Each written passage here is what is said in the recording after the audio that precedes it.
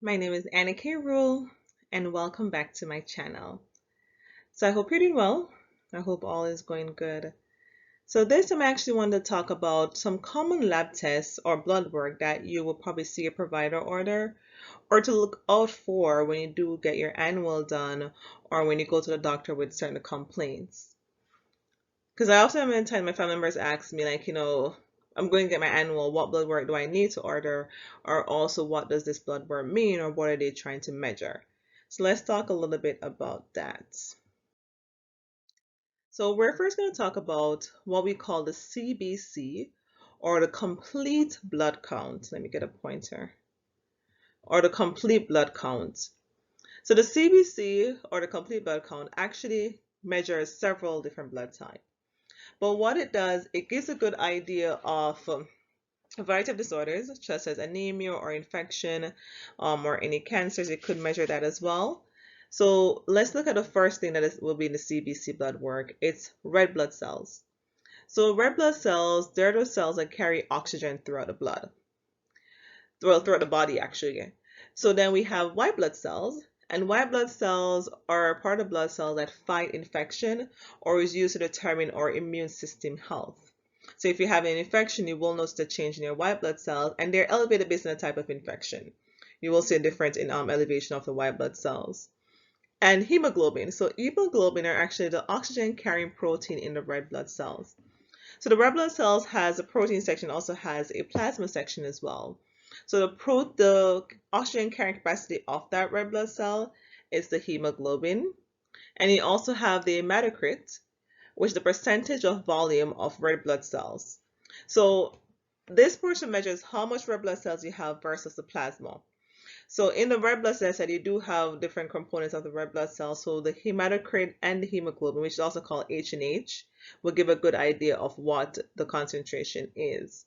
And also your platelets. So platelets tend to be measured, especially if you're going to have like a procedure coming up, like a surgery. It kind of wants, the provider would want to know what your clotting factor is like. How well, if the surgeon you do bleed, how well the blood clot is going to occur so that you necessarily not be bleeding out. So this is very important. So you will have a CBC done or complete blood count, and that gives all those levels. It's important to note that for the hemoglobin and the hematocrit, the numbers vary, especially for male versus female. Because for females who have a menstrual cycle every month, these numbers tend to be lower. I'm not going to necessarily put numbers in it. I'm probably going to give a link to maybe for numbers, but it depends on the lab they're using, numbers may vary. So that's why I don't want to say let's go into exact numbers because it varies based on the lab. But what you'll also see is that when you do get a print of your blood work, and it's important when you go to the doctor, always ask for a copy of the blood work. One, it's yours, and two, it gives you a good collection of your history, because sometimes it may not something has changed, and then let's say you want to explain to someone in the family who you want to tell about your blood work, but you don't have a copy of it, so then you don't know where to tell them or what the results were, and you may change providers. So it's good to always ask for a copy of your blood work. I know some places may charge for this copy, but at the moment when you get the results, like when you go to get the report from the doctor, ask for a copy of the results at that moment. I know sometimes you try to get them after, it may be a longer process to go through medical record, but try to get them at the moment you get that blood work ordered and the doctor is giving you the results when you go for a follow-up. All right, so second is the CMP or Comprehensive Metabolic Panel. So it's called comprehensive because it measures a lot of substances in the blood. And it measures at least 14 different substances. And this blood work gives a good idea of how well your body is metabolizing and dealing with the energy, and also gives a good idea of just the function of your body.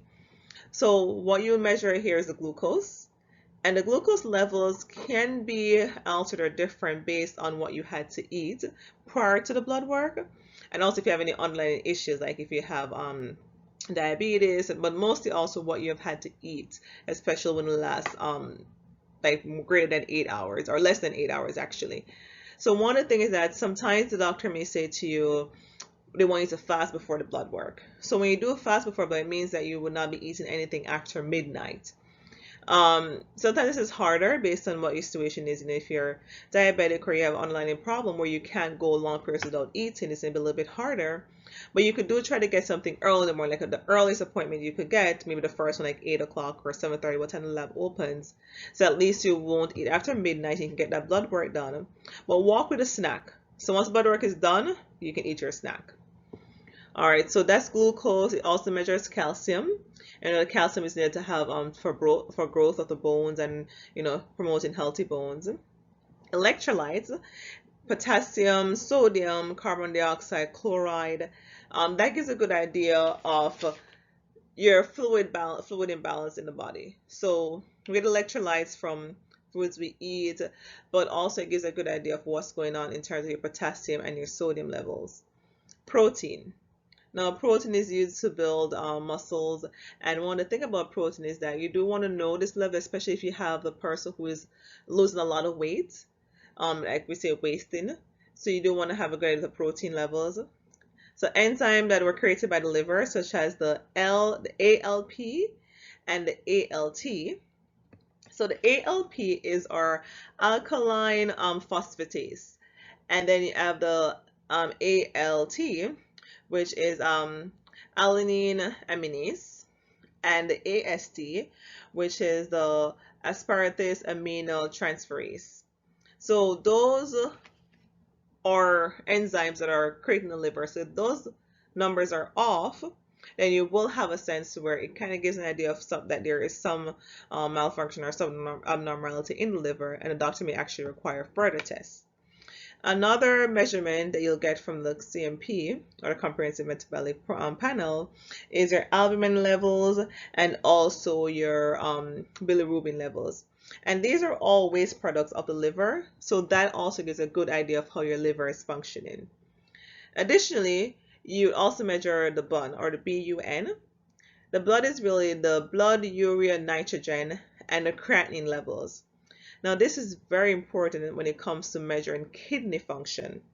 So if you have someone who has uncontrolled hypertension, high blood pressure, or someone has maybe problems with their kidneys due to probably alcohol abuse or so forth, this gives a good idea of how your kidneys are functioning.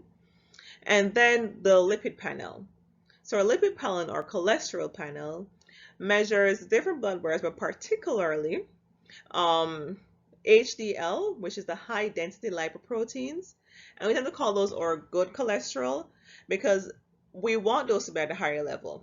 So it is better to have a high HDL levels, and when it comes to the LDL, which is a low density lipoprotein, which we call our bad cholesterols, we do want those levels to be lower. So when you do get a blood work, you will see where it has like a ratio. Sometimes it gives the LDL versus ADL ratio, and that ratio will tell like if the balance is okay, because they're both going to exist. It's just a matter of how much or what percentage you're existing at. And also triglycerides. The triglycerides are actually fats found in food. And for this test especially, if you are going to get it done, see if you can fast. It doesn't have to be, but it's good to fast before the lipid panel, because what it does is that whatever food you had after midnight or 8 hours, less than 8 hours, if it wasn't properly digested, it's going to show in the blood work, and it may give a abnormally higher than normal value.